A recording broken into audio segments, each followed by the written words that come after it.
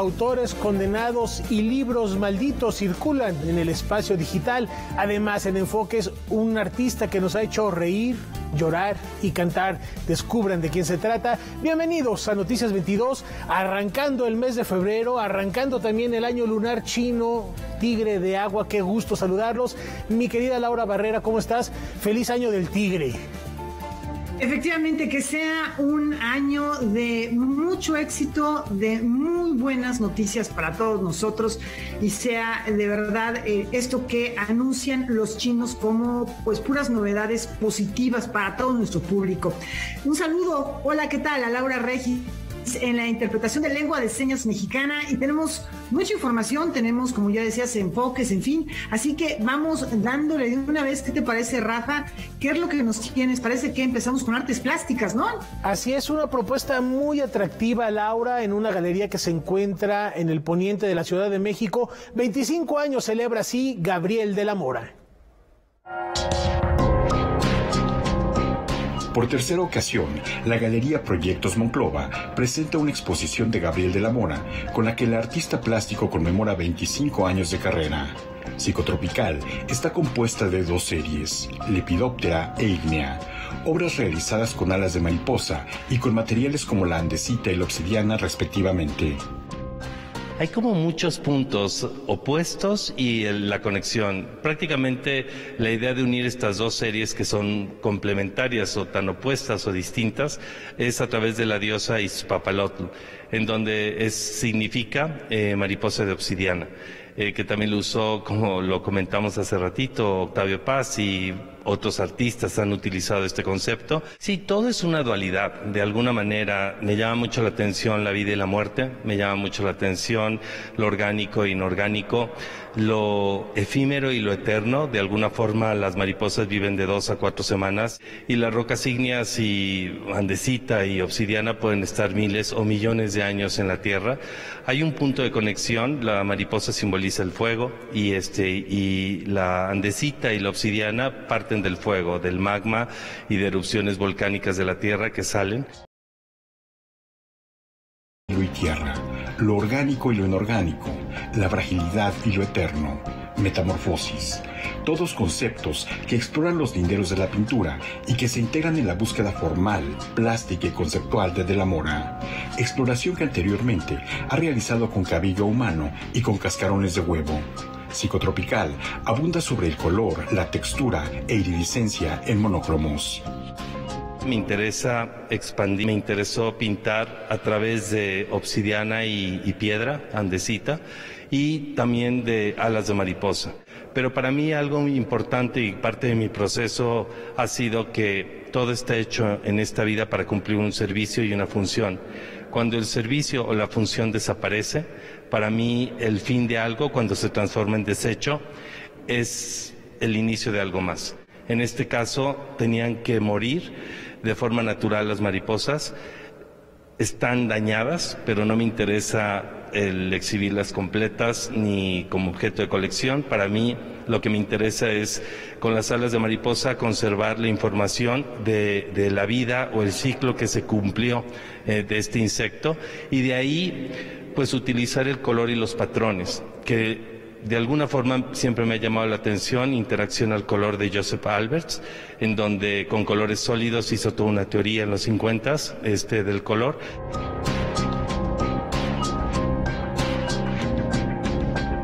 El proceso de creación de las piezas de la serie Lepidoptera fue largo y complejo. Primeramente, el artista se procuró alas procedentes de mariposarios de Perú, Indonesia y Madagascar. Luego vino la planeación del tratamiento de las alas, tratamiento de índole biológico para protegerlas de posibles hongos y otros agentes dañinos. Me acerqué a unos restauradores, a un entomólogo, un experto en insectos, para empezar a ver cómo podríamos, compré unas mariposas, empezamos a hacer las pruebas, vi que funcionaron.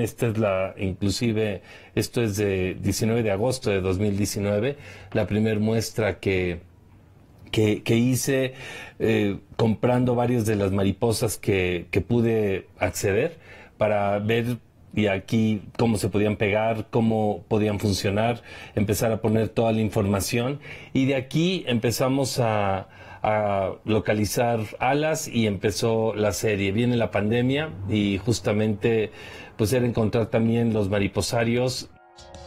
Al tratamiento biológico se sumó una exhaustiva selección y clasificación de las alas por colores y patrones a su recorte. Después vinieron las pruebas en pequeños paneles que permitieron apuntar a las obras monócromas. La primera idea es hacer las pruebas. Es cortar una en fragmentos cuadrados y otras en fragmentos irregulares e ir viendo. De repente hay un solo color que nos llama la atención de poder hacer una pieza que sea un monocromo de un solo color, entonces tenemos que esperar porque quizá es solamente, en este caso, si quisiéramos hacer una pieza usando solamente este color.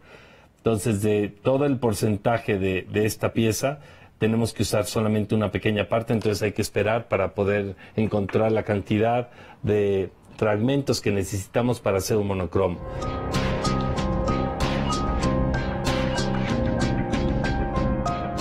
En diálogo con las piezas de Lepidoptera se encuentran las pertenecientes a la serie ígnea, paneles de piedra igualmente monócromos.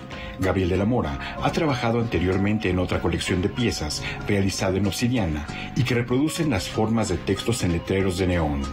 Realizó una de ellas como título de psicotropical. En ígnea continúa con un guiño a la tradición del mosaico e incluso a la del mural en piedra. Empezar a rebanar las piedras entre 1 milímetro a 2 milímetros de espesor, empezar a romper estos fragmentos y estos fragmentos empezarlos a lijar para que al final empezaran a generarse estas especies de mosaicos, en donde ya había diferentes espesores que van de 1 a 2 milímetros y empezar a hacer los mosaicos que inicié como cascarón de huevo, después con esferas de vidrio soplado con reflejo tipo espejo, que es el segundo paso de la serie, hasta llegar a estos mosaicos de piedra andesita o de obsidiana. En esta conjunción de elementos simbólicos, de vida y muerte, de metamorfosis, Gabriel de la Mora también reflexiona sobre los ciclos de transformación del reino animal y mineral y del tiempo. El presente es la línea en movimiento que va transformando el futuro en pasado, pero aquí en este caso me encantaría pensar que transformo el pasado en futuro, o sea, irme en reversa hacia el sentido de no podemos pensar el arte o nuestra vida sin el futuro y sin el pasado, hacia dónde vamos, de dónde venimos y qué es lo que estamos haciendo. Y parte del arte, el arte contemporáneo significa el ahora y es el reflejo de lo que está sucediendo. La curaduría de Psicotropical corrió a cargo de Marcelo Dantas y se exhibe en la Galería Proyectos Monclova hasta el 5 de marzo de 2022. Noticias 22, Víctor Gaspar.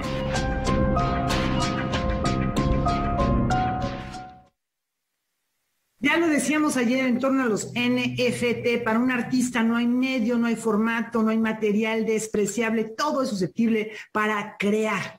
Y bueno, ayer les comentábamos sobre el proyecto Bosque de Chapultepec, Naturaleza y Cultura. Recordarán que vimos el proceso de restauración que se lleva a cabo en el Museo de Arte Moderno. Otro espacio que se está renovando es la Sala de Arte Público Siqueiros. Estas son las modificaciones que se hacen en el recinto. Vamos allá. Estamos llevando a cabo una obra muy importante de renovación de todo el equipamiento de conservación, ¿no?, patrimonial del museo, una bóveda climatizada, todo el equipamiento de controles de temperatura, de humedad y de filtros de aire también de la bóveda del acervo plástico, readecuaciones de muchas de las áreas de oficinas, rehabilitación de áreas también de servicios de atención a los trabajadores. Como parte del proyecto Chapultepec, Naturaleza y Cultura, la Sala de Arte Público Siqueiros, integrada a la red de museos del Instituto Nacional de Bellas Artes y Literatura, ha recibido atención y mejoramiento en su infraestructura de manera integral. Las modificaciones de este recinto se pueden agrupar en 4 ejes principales. El primero es la adecuación de sus áreas de conservación. El segundo es la instalación de una bóveda con equipamiento especializado para el resguardo de su acervo. El tercero está relacionado con la renovación del espacio, equipamiento y mobiliario, y el cuarto tiene que ver con la restauración y conservación de la obra de Siqueiros. Hay una reconfiguración integral del museo y actualización, ¿no? Y renovación de todo su equipamiento de conservación, que es nuestro tema central, ¿no? En esta obra. El foco principal es el tema de conservación de obra, de nuestro acervo documental, de nuestro centro de documentación que conserva más de 80.000 documentos, y también de nuestro acervo, ¿no? de plástico, la bodega del acervo plástico, también una renovación de todo el equipamiento de conservación. Se llevó a cabo la renovación de todo el equipamiento del Centro de Documentación e Investigación Siqueiros, con una bóveda hermética climatizada, donde pues hay una separación del área de trabajo y de investigación y del área propiamente de conservación. Y esto es un factor importantísimo, ¿no? Para la debida conservación de los documentos. La bodega de obras con la que contará el recinto es uno de los elementos más ambiciosos. Tendrá un equipamiento de alta densidad que permitirá el almacenaje y conservación patrimonial y contará con filtros de aire, controles de temperatura, de humedad y biométricos. Se están renovando todas las áreas de exhibición, hay un cambio de acabado también de todos los espacios del museo y cambio del mobiliario también de todas las áreas que conforman este complejo museístico. Los murales en este momento pues, están tapiados, ¿no? Protegidos con supervisión del Cencropam. Durante la obra, pues obviamente fueron, ¿no? Se tomaron todas las medidas de protección requeridas y bueno, pues será la primera etapa también de reapertura, será nuevamente mostrar los murales. Los murales también pasaron por un proceso de restauro, entonces también se presentarán los murales después de haber sido, ¿no? restaurados. La Sala de Arte Público Siqueiros forma parte del nodo cultural del circuito Chapultepec y estas modificaciones irán acompañadas de nuevos programas públicos que permitirán un diálogo mayor con los visitantes. Noticias 22, Karen Rivera. Todo un desafío, los procesos de conservación, restauración, preservación de este patrimonio cultural de México. Estaremos muy al pendiente de la reapertura para visitar, por supuesto, la Sala de Arte Público Siqueiros. En otra información, anoche a través de un comunicado, el gobierno capitalino anunció que Vanessa Bojorquez deja su cargo como secretaria de Cultura de la Ciudad de México y en su sustitución entra Claudia Curiel de Icaza. Ella es productora, gestora cultural y programadora con más de 3 lustros de experiencia en el sector público, privado e independiente. En este mismo documento, la dependencia anuncia que Rebeca Oliva Sánchez asume la titularidad de la Secretaría de Turismo de la Ciudad de México. Con esta información nos vamos a una muy breve pausa.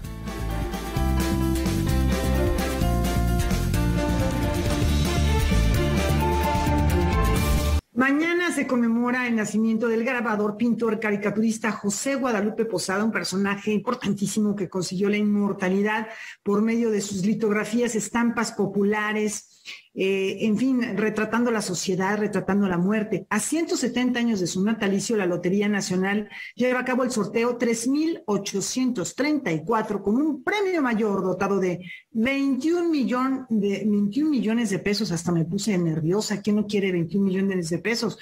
En 3 series, una bolsa repartible de 66 millones de pesos. Bueno, vamos con más información. Vivió y murió prácticamente en el anonimato. Su legado no fue reconocido sino hasta muchos años después, gracias en buena medida a Diego Rivera, quien dio gran difusión a su obra, pero también al taller de gráfica popular que retomó su estela creativa y espíritu crítico. Hablamos desde luego del grabador, ilustrador y dibujante José Guadalupe Posada, padre de la célebre Catrina, a la que curiosamente nunca llamó así. En el marco del 170 aniversario de su natalicio, la Coordinación de Memoria Histórica y Cultural de México, el IMBAL, y la Lotería Nacional celebran su impronta en el imaginario iconográfico de México con la edición especial de un billete de lotería correspondiente al sorteo mayor número 3834, que se lleva a cabo en estos momentos. Es sumamente talentoso en su expresión plástica. Recordamos sin duda la Catrina, que después es retomada por Diego Rivera. Es también, así como un hombre de una sátira social muy ácida en la representación de la Catrina, que encontramos a la mujer de clase alta y demás. Es al mismo tiempo un hombre que estuvo más bien desazonado por la caída de la dictadura de Porfirio Díaz. Su obra era de una fuerza, de una expresión y de una capacidad de síntesis de las necesidades que teníamos como pueblo. Logra trascenderlo y se desprende de esa filiación política y resulta y se convierte en uno de los símbolos incluso de la propia revolución. La extensa producción gráfica de José Guadalupe Posada se cuenta por miles. Tan solo el Instituto Nacional de Bellas Artes y Literatura tiene en su acervo un total de 6.850 de sus obras, dispersas en instituciones y museos como el Instituto de Artes Gráficas de Oaxaca, el Museo Nacional de Arte y el Museo Nacional de la Estampa. Este último resguarda una colección de más de 600 obras, un centenar de ellas publicadas por el famoso impresor y editor Antonio Vanegas Arroyo, como es el caso del grabado seleccionado para ilustrar el billete conmemorativo. La imagen que se seleccionó para el cachito, justamente quisimos que no fuera la tradicional Catrina para dar a conocer otra de las imágenes, de las muchas, miles de imágenes que generó Posada, que es esta figura del caballo, prácticamente un Quijote, es lo que encontramos en el cachito, para precisamente mostrar otra faceta, aunque fuera solamente mínima. Gracias a su presencia a lo largo y ancho del país, la Lotería Nacional se ha convertido en un aliado de la Coordinación de Memoria Histórica y Cultural en la difusión de sucesos, sitios y personajes que han dado forma a México. Hay que luchar constantemente porque en el espacio público haya estos motivos de orgullo y que van desde, insisto, artistas extraordinarios hasta las contribuciones que ha hecho México en la propia gastronomía del mundo.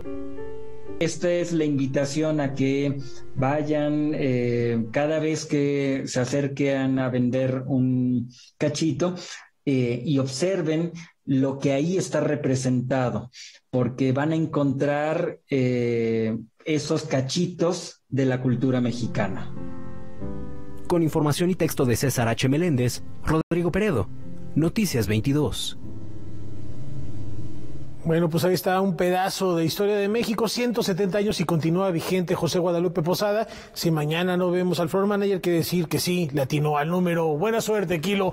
En otros temas, la escritora Elizabeth Strout está de regreso con una nueva publicación donde recupera a Lucy Barton para dejarnos entrever la historia de su exmarido. Esta novela se llama I, William. Primero se publicó Me llamo Lucy Barton y le siguieron Todo es posible. Ahora Elizabeth Strout, bajo el sello de Alfaguara, presenta I, William, en donde conoceremos por fin a su marido.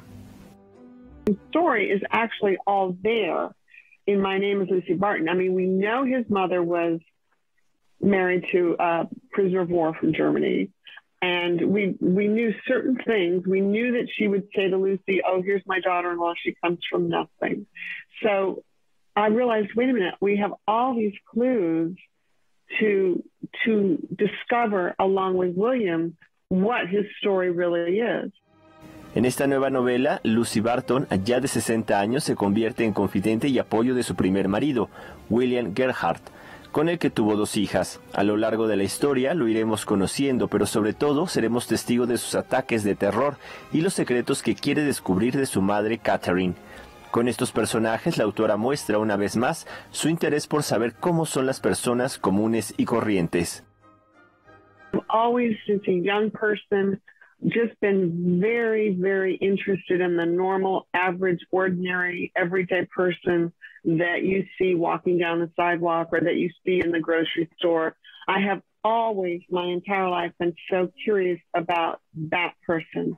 And I have wondered to myself, gee, I wonder what your bathroom looks like. I wonder what your, I wonder what kind of, bath mat you have. I've just always wanted to know what ordinary people's lives were like. And then especially as I got older, what their interior lives were like. Because I think that we all have, an interior life, and then we bump up against the real world. And that's what's been most interesting for me as a writer, is to constantly try and understand what the average person is thinking that we don't know. Noticias 22, Alberto Aranda. Continuamos con temas literarios. Esto suena muy atractivo, la verdad. Jorge F. Hernández desempolva una serie de publicaciones que por su naturaleza o por razones que no sabemos han sido relegadas en la historia. Por medio de 10 episodios, el escritor nos va a mostrar la obra de autores que han sido condenados, pues sin una razón aparente, y todos los secretos, nos va a hablar de todos los secretos que hay detrás de los libros malditos. Es un podcast que pueden escuchar por medio de la plataforma Himalaya. Vamos con más.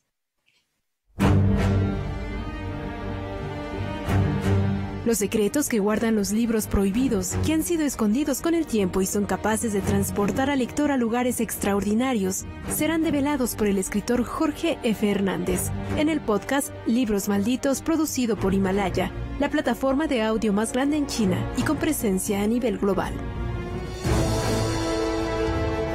Nos dimos cuenta que hay libros que se han prohibido por razones que a lo mejor hoy en día ya no serían motivo para su prohibición, y nos dimos cuenta que también hay reciclaje de prohibiciones, que parecería que cosas que eran muy mal vistas hace 100 años ya volvieron a ser mal vistas, y en medio estuvieron los Rolling Stones, ¿no? Entonces, esa es más o menos la explicación de cómo nace el proyecto.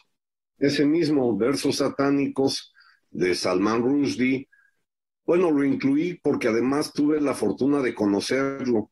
He conversado con él y me consta que le partieron la vida porque lo condenaron a muerte por haber escrito con humor, con gracia, sobre el Arcángel San Gabriel y sobre algunos de los principios esenciales del Islam. Hoy en día ya no hay fatuas, ya no han condenado a nadie a muerte, aunque de pronto surge alguna caricatura de Mahoma y eso provoca que asesinen al dibujante. A lo largo de 10 episodios que serán transmitidos semana a semana, Jorge F. Hernández llevará a los espectadores a revisitar títulos como El origen de las especies de Charles Darwin, Lolita de Nabokov, Ulises de James Joyce y el Evangelio de Judas, con lo que considera una sensual voz y con el objetivo de ayudar a entender que lo único que salva a la humanidad está en los libros. Yo soy un lector que quiere que no se prohíba nada. Prohibido, prohibir. Entonces, por ejemplo, yo estoy de acuerdo en que se publique Mi lucha de Adolfo Hitler, y es uno de los libros que está en el podcast, no para tratar de imitarlo, sino para tratar de evitarlo, porque el día menos pensado reaparece, como acaba de reaparecer el nazismo latente que prohibió Maus, la novela gráfica que habla sobre Auschwitz. Entonces, ojalá y el podcast sirva para que todos los lectores, bueno, en primer lugar, que compren libros, porque me van a escuchar y van a ir corriendo a comprar los libros que no han leído. 2, que los que ya los leyeron, los relean y que se arme la conversación. Por cierto, la palabra secreta es Malditos. Para los que quieran entrar al podcast y conseguir un descuento de 65%, pongan la palabra Malditos y tienen el descuento. Se supone que está prohibido decir esa palabra, pero yo la digo para que todo mundo consiga el descuento. Libros Malditos puede escucharse en la plataforma Himalaya. Noticias 22, Karen Rivera. Muchas gracias a Jorge Fernández por esa pista para poder entrar a este podcast y disfrutar de esta propuesta, quitándole la maldición a esos autores condenados. Vale la pena acercarnos. Es momento de hacer una pausa antes. Los invitamos, como todos los días, a que no se pierdan en punto de las 9 de la noche, Debate 22. Hoy Gaby Tlaseca va a recibir en el estudio a los diputados federales Jorge Triana, José Mauro Garza Marín y Cuauhtémoc Ochoa Fernández para hablar sobre los foros del Parlamento Abierto de la reforma eléctrica. No se pierdan este interesante programa al final de este espacio informativo. Una pausa, regresamos.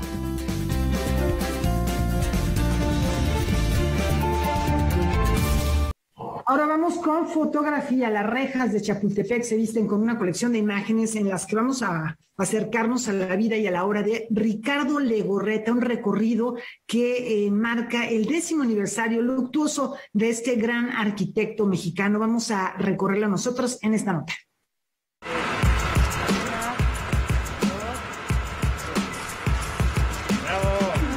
Creador de obras emblemáticas en el mundo y en México, como Papalote Museo del Niño, el Hotel Camino Real, en la Avenida Mariano Escobedo, o la Plaza Juárez, el arquitecto Ricardo Legorreta es recordado a una década de su fallecimiento con una exposición fotográfica organizada por la Secretaría de Cultura Capitalina y su despacho. Se trata de 124 fotografías. No quisimos hacer una cosa muy gráfica. Esta es un poco, sí, la biografía de mi papá, la historia del despacho, también lo que es el despacho hoy, después de que ya no ha estado en Europa en los últimos 10 años, y luego ir poniendo un ejemplo pues, de cada una o dos fotografías de cada uno de los principales proyectos. Son, no sé, alrededor de 100 proyectos que pudimos enseñar ahí en la muestra. Los acervos fotográficos proceden del despacho Legorreta y dan una perspectiva de obras realizadas en México y el extranjero. Son de diferentes fotógrafos. Muchas de las fotografías son tomadas por Lourdes, mi hermana, la gran mayoría porque ella estudió arquitectura y después se metió a la fotografía, entonces tiene el acervo. Hay obras también en otros lados del mundo, entonces hay fotografías de otros fotógrafos. Porque pues, nos ha tocado la suerte de hacer obras también en Medio Oriente, en Europa, en Estados Unidos, etc. Entonces, quisimos hacer una combinación de obras en México que la gente pudiera reconocer, como también otras obras, por ejemplo, que son privadas. Víctor Legorreta menciona los valores estéticos que guiaron la obra de su padre y destaca el hecho de que la exposición se desarrolla en Chapultepec, de cuyo zoológico Ricardo Legorreta participó en la remodelación. Viajamos a pueblos de México, haciendas, era enamorado del arte y de la arquitectura de México y siempre pues, buscó transformar esos valores estéticos de México que yo los considero pues, de los más altos a nivel mundial en mi cuestión de arquitectura y de pintura y escultura, y a transformarlos en una arquitectura contemporánea. Otra de las cosas que también siempre insistió mucho es que el arquitecto, a fin de cuentas, es un servidor público, entonces tú debes de estar trabajando para que los usuarios de tus obras, la gente sea más feliz en ellas. Como parte de las conmemoraciones por el 10º aniversario luctuoso del arquitecto Ricardo Legorreta, se ha organizado un ciclo de conferencias en el Tecnológico de Monterrey, en la capital neoleonesa.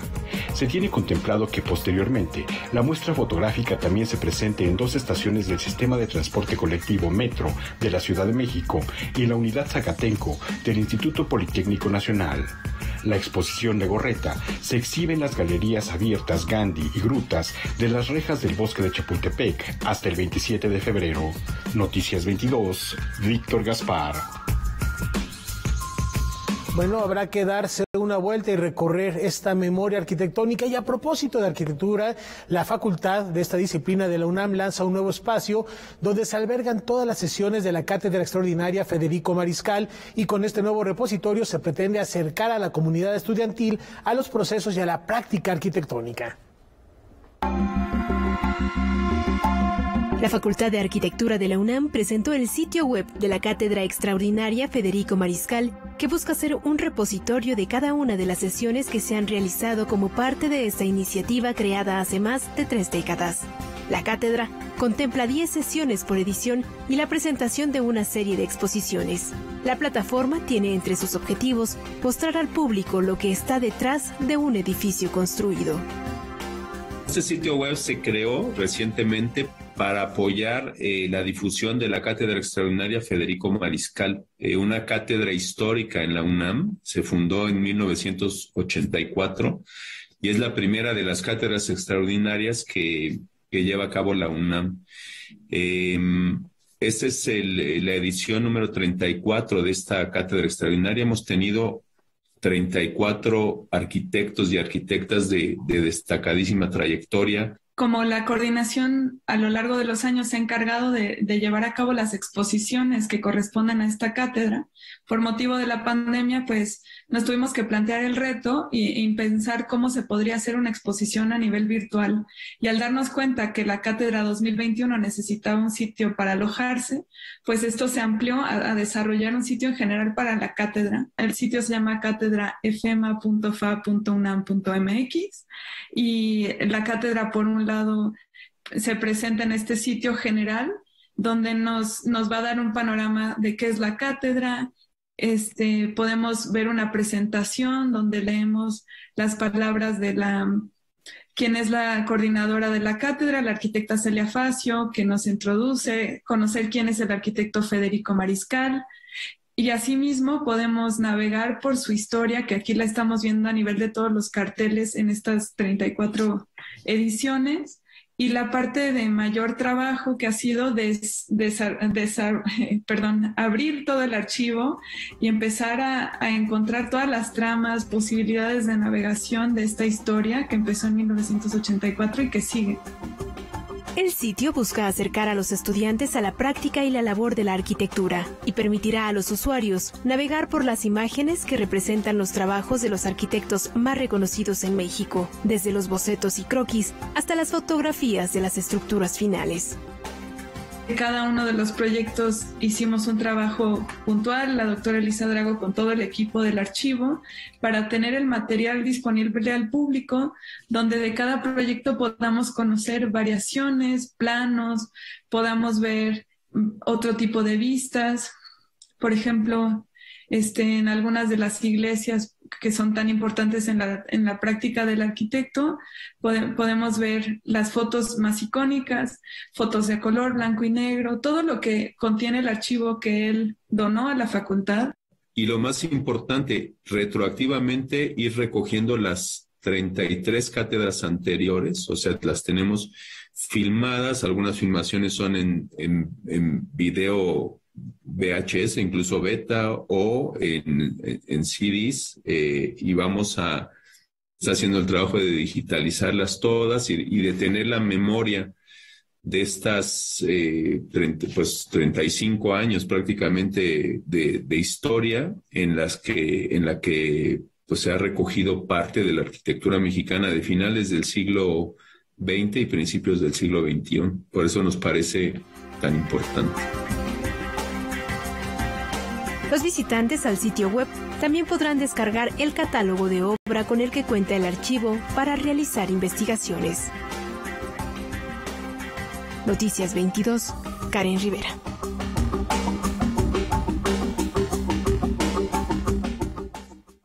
La alcaldía de Coyoacán y nuestra televisora hermana TV UNAM se han aliado para la producción de nuevos contenidos. Ya van a ver, el acuerdo al que han llegado incluye una nueva temporada de la serie A la Conquista del Sabor, acompañados por el chef Joel de Alba. Vamos a conocer las recetas y las tradiciones de los 6 pueblos originarios de esa demarcación. Los capítulos de esta serie se van a transmitir el primer martes de cada mes a las 9 de la noche para que vayan tomando nota.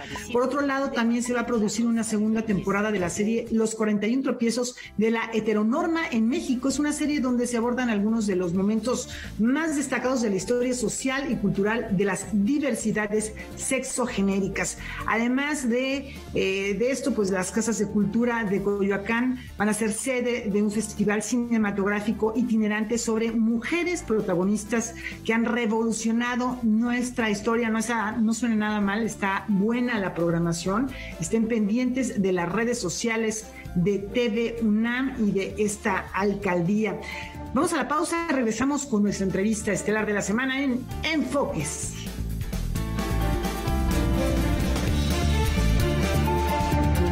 ¿Se imaginan tener un baúl mágico que cada vez que lo abramos nos podamos emocionar, no sé, con Gogol, con Mozart, con Cricri, con Van Gogh? No se lo imaginen, mejor descubramos quién acompaña esta noche a Laura Barrera en Enfoques.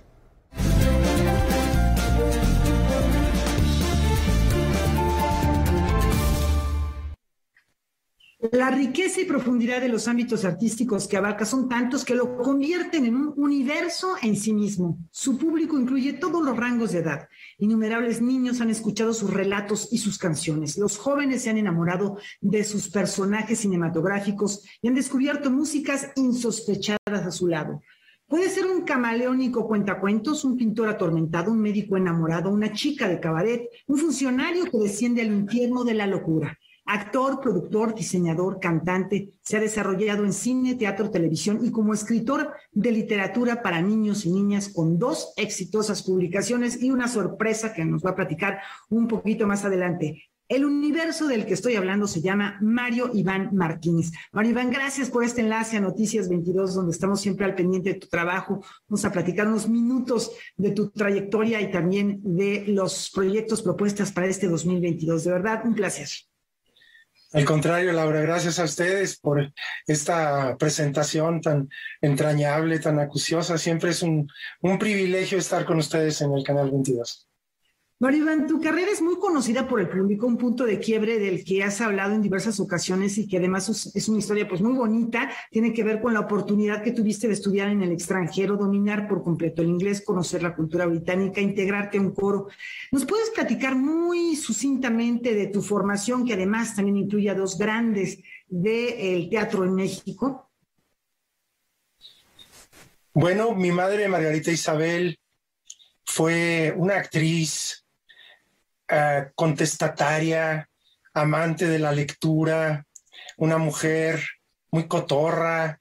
Al mismo tiempo nos encaminó en la aventura de los libros de forma muy inteligente, muy sabrosa.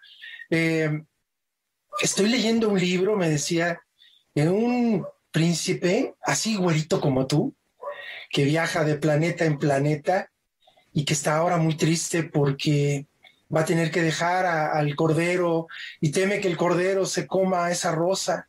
Y ahora ya viaja con unas palomas y llega a visitar a un rey solitario. Ahora ya llega a un planeta donde hay un zorro y una serpiente.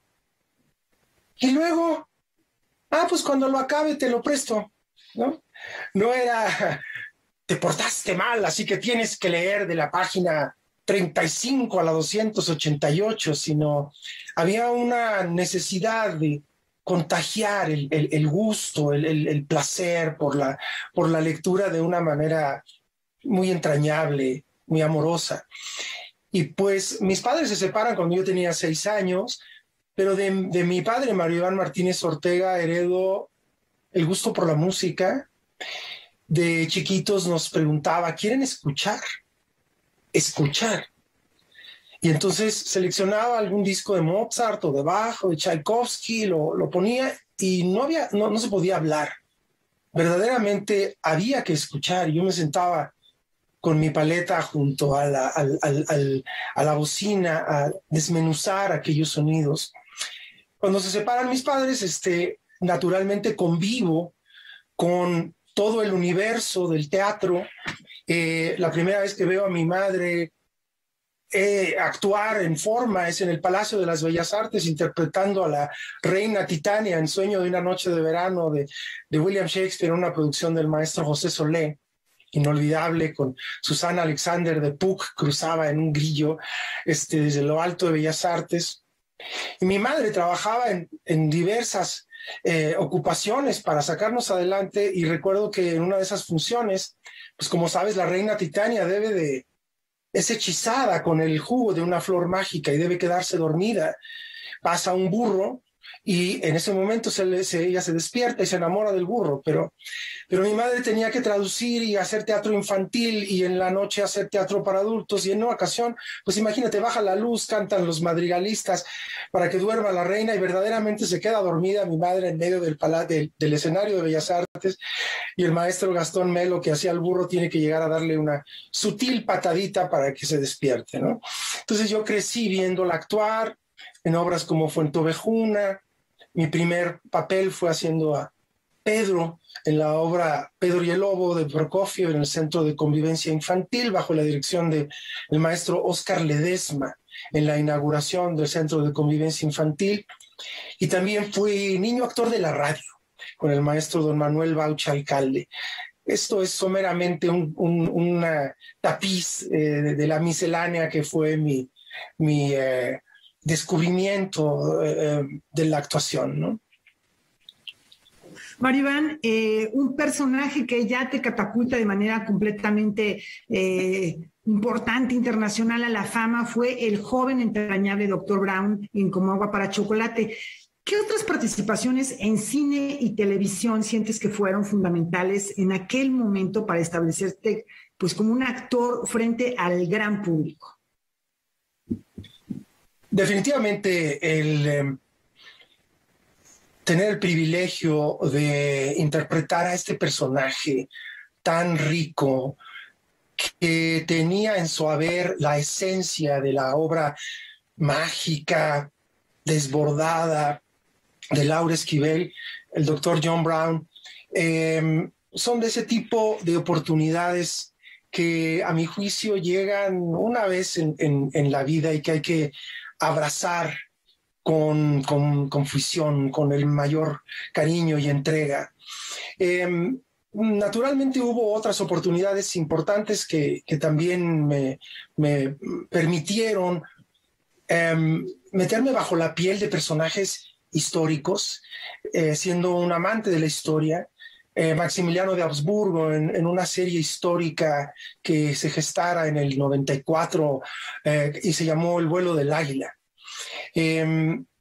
Ahí tuve la oportunidad de enfrentar a este personaje y bajarlo del pedestal y presentarlo, o intentar presentarlo, con sus virtudes, con sus flaquezas, con el hecho de que este hombre era más un poeta que un político o un guerrero, ¿no? Un idealista, un hombre que era más liberal que el mismo Juárez, ¿no? Entonces yo creo que un personaje como ese, tocando el rubro de la televisión, aunque por supuesto en el teatro he tenido la fortuna de abrazar personajes muy ricos, propositivos, con mucha tela de donde cortar. A fin de cuentas, de eso pedimos la limosna a los actores, ¿no? De que como un sastre te llegue un excelente Casimir, sobre el cual vas a cortar el traje escénico, digamos, ¿no? Maribán, justamente en el teatro, como Alvin Sasa, en La jaula de las locas, Van Gogh, sí, en Un girasol contra el mundo, El loco de Diario de un loco. Bueno, son grandes personajes, pero además muy arriesgados. Se necesita mucho dominio, un tremendo valor, yo creo, también para hacerlo, pero a ti se antes de una manera muy, muy natural. Como tenemos poquito tiempo, a mí me gustaría que nos metiéramos un poquito en el ámbito infantil, que es uno de los más ricos. El musical también, a ver si nos da tiempo, pero el ámbito infantil me interesa mucho porque tú eres embajador de la obra de Francisco Gabilondo Soler, tu trabajo hacia los niños en televisión, en conciertos, tu colección de audiolibros infantiles, Un rato para imaginar, que es reunida con devoción por tus seguidores, y ahora también incursionas como escritor. realmente esto también a lo mejor es una novedad para algunos de los televidentes que están con nosotros, de Nidos, Estrellas y Girasoles, cuento infantil que tiene muchas premiaciones, de Niñas, Disfraces y un soneto a la infancia de Sor Juana Inés de la Cruz. Son cosas muy novedosas y nos tienes también una sorpresa que platicar en ese ámbito. Sí, como sabes, la figura de Vincent van Gogh, el máximo exponente del postimpresionismo, ha ocupado mi actividad artística en los últimos años. Escribí una obra de teatro para 3 actores que luego se transformó en una obra unipersonal también en la pandemia. Y bueno, y si escribes una obra de teatro, el deseo es publicarla. Y entonces me acerqué a Penguin Random House, ya que ellos tuvieron la gentileza de invitarme a ponerle voz al audiolibro del Principito de Exupéry y a La niña que adelantó el gran reloj de Carlos Pascual, mi querido amigo y colega, que le mando un fuerte abrazo. Y tuve la fortuna de que ellos abrazaran el proyecto Vincent Girasoles contra el mundo, pero me solicitaron que escribiera a sí mismo, que lo complementara con una obra para niños. ¿Cómo escribir para niños acerca de Van Gogh? Me decidí concentrar en su infancia. ¿Cómo pudo haber sido su vida en ese pequeño poblado de Zundert? ¿Cómo se inició la fraternidad con su hermanito Theo, que durara la vida de ambos? ¿Cómo descubrió el color? ¿Cuál era la gastronomía que predominaba en esa época? Y así dimos a luz a de Nidos, Estrellas y Girasoles. De nidos, porque de las primeras cosas que pintó Vincent fueron nidos. Identificaba a los distintos tipos de aves a través de los nidos. Pero también Vincent toda su vida estuvo buscando un nido, una identidad artística, una pareja. Y así dimos a luz a este libro, de Nidos, Estrellas y Girasoles, bellísimamente ilustrado por, a mi juicio, uno de los artistas más notables de nuestro país, Juan Gedovius, heredero de una tradición pictórica importantísima. Su bisabuelo fue Germán Gedovius, pintor del siglo XIX, finales del siglo XIX, principios del XX, porfiriano. Él es músico, un hombre cuyo estilo identificas de inmediato, no se parece a nada, no es copia de Walt Disney, ni de Pixar, ni de nada.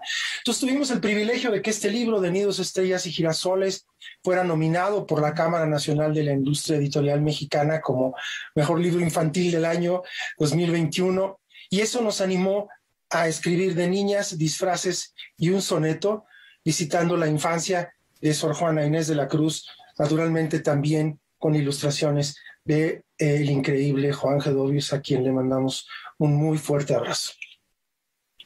Extraordinario ilustrador. Tenemos un minutito, Maribán, tenemos una novedad que pronto vas a lanzar un nuevo libro, ¿verdad? Para despedirnos ya. Sí, este libro no tiene que ver, por supuesto, con esta serie dedicada a la infancia de los colosos. Es un texto muy personal que me han solicitado algunos seguidores, que gira alrededor de mi propia infancia como niño actor.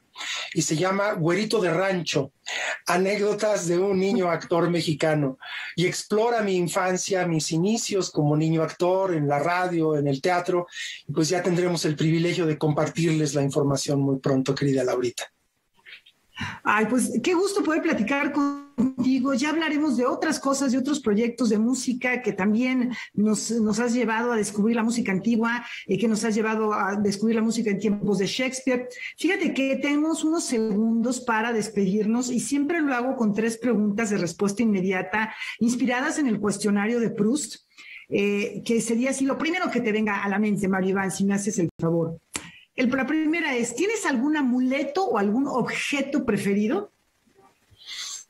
El pincel. El pincel. Segundo, un personaje de ficción con quien te gustaría irte a tomar un café. Pues yo supongo que con el mismísimo Van Gogh. A ver si le saco algo, porque era reacio. O una de ficción, ahora de ficción, porque ya no es posible, ¿verdad? Pero Claro, sí. Bueno, a lo mejor no sería un café, sino un ajenjo, pero bueno. Y exacto, un ajenjo. A ver si resistimos. ¿Algo a lo que le temas? La intolerancia.